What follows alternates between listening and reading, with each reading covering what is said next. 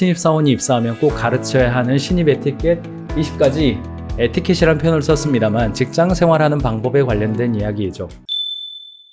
사람인 조사에 보더라도 신입사원이라도 해서는 안 될 치명적인 실수 1등은 뭐냐 물어봤더니 근태, 복장 등 기본적인 예의, 에티켓을 어기는 실수가 가장 높게 나오더라. 우리 회사만의 문제일 뿐 아니라 지금 전반적으로 가장 많이 나타나는 일이다, 이런 이야기죠. 제가 오늘 이야기하는 내용은요, 경영자 여러분들에게 이야기할 뿐 아니라 직원들도 같이 봐주었으면 하는 내용들을 딱 20개만 모아보았습니다. 그 첫 번째입니다. 복장 에티켓이에요. 기본적으로 신입사원이 들어왔다. 그럼 가장 먼저 알려줄 것, 복장 에티켓입니다. 너무 튀지 않아야 된다. 다림질이 필요한 옷은 다림질해서 입어야 된다. 수염이나 면도 깔끔하게 정리할 필요가 있다. 몸매가 지나치게 부각되는 옷 피하는 게 좋다. 액세서리와 화장은 튀지 않게 하는 것이다. 이 정도는요, 개인 외모를 지적하는 것이 아니라 미리 이야기를 하면 이것이 우리 회사의 드레스 코드라는 관점에서 용인되어지고 아 그렇군요 라고 가르치는 형태가 되는 거죠. 두 번째, 인사이죠. 동작, 말, 순서, 시선, 미소 5가지가 있고 적절하게 인사를 출근할 때는 뭐라고 하는 건지, 우리 출근 인사할 때는 이렇게 한다. 인사말을 정하신 회사란다면 첫 번째, 첫날 하는 겁니다. 시선, 눈을 바라보면서 한번 눈을 마주칩니다. 인사하는 겁니다. 악수할 때도 마찬가지죠. 악수는 기본적으로 글로벌 에티켓이기 때문에 윗사람, 선배, 여성, 상급자가 먼저 하고 아랫사람, 후배, 남성, 하급자가 나중에 손을 내미는 순서는 글로벌 에티켓이기 때문에 좀 지켜야죠.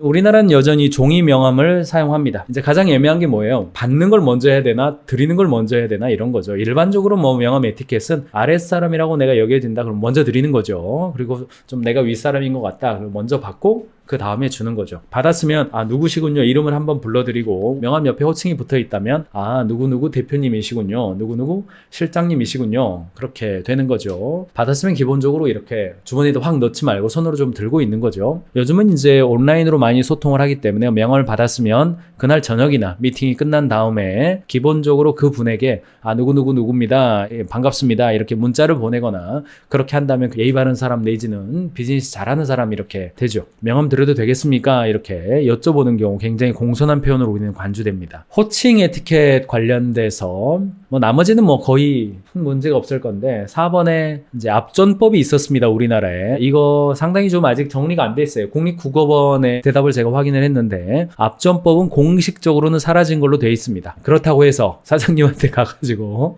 이사님께서 이러셨습니다 이렇게 높여 부르면 기분 나빠하는 사장님들 꽤 많이 있고, 또는 상대방 경영자에게 우리 경영자를 3인칭으로 지칭할 때 누구누구 대표님께서 오십니다 이렇게 하면 상대방 좀 기분 나쁘죠. 그렇기 때문에 압존법은요 사회적으로 이렇게 규정이 딱 생겼다고 해서 다 사라지지는 않습니다. 그래서 제 생각에는요 상당 기간 상대방이 호용하기 전까지는 압존법을 유지해 주는 것이 아마 맞지 않겠나 이렇게 생각은 듭니다. 뭐 회사에서 뭐 도시락을 먹거나 이런 경우 꽤 있습니다. 불쾌한 냄새 나지 않도록 하는 거고, 담배 피고 들어오시거나 이렇게 점심시간에 이렇게 냄새나는 불 피우는 그런 집 있잖아요. 아주 맛있게 드신 다음에 들어오면 냄새가 꽤 많이 나잖아요. 그런 것들 좀 디퓨저나 향수들을 준비해가지고 관리하는 거 필요합니다. 정리정돈하는 거, 개인 자리에 대한 정리정돈도 중요하는데 공용 공간을 얼마나 정리정돈 해주는가, 이거 굉장히 중요한 요소니까 지금 함께 보고 있는 직원분이시라면 그 공간에 대한 정리정돈에 대해서 기회를 좀 가지시기 바랍니다. 업무 받을 때의 에티켓이죠. 디브리핑 이야기 좀 해드립니다만, 거래처에 가서 김 과장을 만나서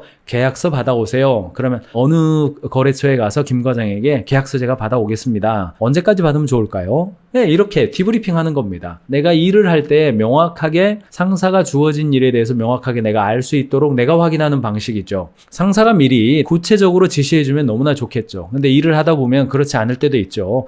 이런 일들에 대해서는요 즉시 질문을 해서 내가 일을 할 때 내 결론이 상대가 원하는 것이 되게끔 만들어 드리는 것, 이거 디브리핑이라고 합니다. 업무 보고 에티켓도 있어요. 보고할 때는 기본적으로 30%, 70%, 100%, 3, 7, 1의 순서를 갖는 것입니다. 최초에 중간 보고하는 것은 뭡니까? 야유의 계획 한번 해주세요 라고 말을 했을 때에 계획을 100%까지 하지 말고 원데이로 해야겠다. 지금은 더운 여름이니까 액티비티보다는 시원한 카페에 가서 서로 대화하는 방향으로 해야겠다 정도가 30% 수준이죠. 그렇게 해서 대략적으로 이렇게 해도 되겠습니까? 라고 뼈대를 보고해 보여주는 거, 이게 30%죠. 그리고 70%가 뭐예요? 결과물을 만들어내는 거예요. 카페는 이렇게 하고요, 이동은 이렇게 하고요, 예산은 이렇게 하고 이렇게 하겠습니다 를 통상 자기 차원에서는 100%이지만 상사 차원에서는 70%란 말이죠. 그러면 그 보고를 받고 리더 입장에서는요, 한 30% 정도는 컨펌하는 과정에서 부가가치를 또 준단 말이죠. 그러면 최종적으로 상사의 크로스 체크와 나의 최선이 만나서 피드백 보고하는 거, 그게 100%입니다. 나의 100%가 상사의 70% 정도 된다라고 생각하고 보고하는 것이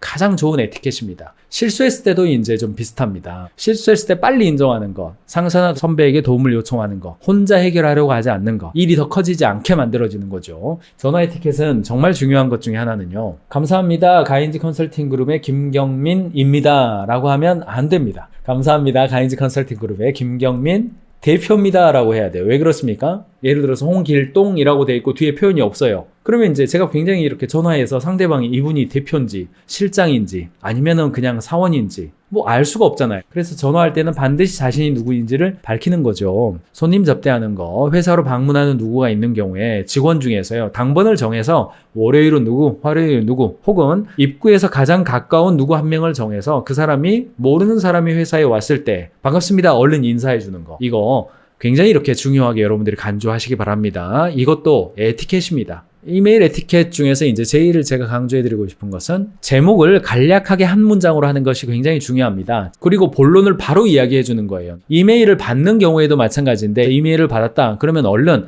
이메일 잘 받았습니다, 언제까지 제가 회신해드리겠습니다 라고 얘기하는 겁니다. 또한 이메일을 쓸 때에는요, 주제가 여러 개가 하나의 이메일 안에 담겨져 있으면 굉장히 좀 어렵습니다. 그래서 이메일 한번 보낼 때에 원 어젠다, 원 이메일의 원칙, 그리고 어젠다가 있다 그러면 3개다 그러면 이메일을 나누어서 보내는 것이 이게 지혜로운 일이죠. 회사 내에서 메신저 에티켓 지키는 거, 일반적으로 6시 이후에 뭐 업무톡 하지 말자 이런 회사도 있고요, 저녁 10시 이후에는 하지 않는다, 잠자는 시간에는 하지 않는다, 뭐 이런 게 이제 오늘날의 메신저 에티켓인데, 뭐 퇴근 시간 이후 이럴 때는 업무에 대한 소통은 하지 않고 긴급한 필요가 있거나 아니면은 뭐 간단한 토크 있죠, 그런 거 할 수가 있겠죠. 그렇다 하더라도 잠자는 것으로 여겨지는 시간대에는 하지 않는 것, 이런 거, 정치 이야기, 유머 이야기, 그런 거 조심하시는 게 좋습니다. 포스팅하는 거, 그 자기 프로필 있죠. 뭐 이렇게 카톡 프로필이라든가 업무상 공간으로 사용되는 그런 공간에 특정한 정치적 주장을 담고 있는 거, 이런 거 있어요. 개인의 주장은 자유이지만 상대방, 우리의 거래처의 리더가 어느 쪽 정치 색깔을 가지고 있는지 모르는 상황이기 때문에 그걸 먼저 확 드러내버리면 업무에 지장을 줄 수가 있죠. 그래서 그런 부분들은 자제합니다. 이렇게 초기에 안내해 주는 게 좋습니다. 마지막으로 시간관리 에티켓입니다. 시간관리하는 것도 에티켓입니다. 제한된 시간 속에 있다라는 거, 적은 노력으로 더 많은 것을 얻을 수 있는 것이 있다라는 거, 이것도 노하우 차원이기 때문에 시간관리에 관련돼서도 초기에 직원들에게 알려줄 필요가 있죠.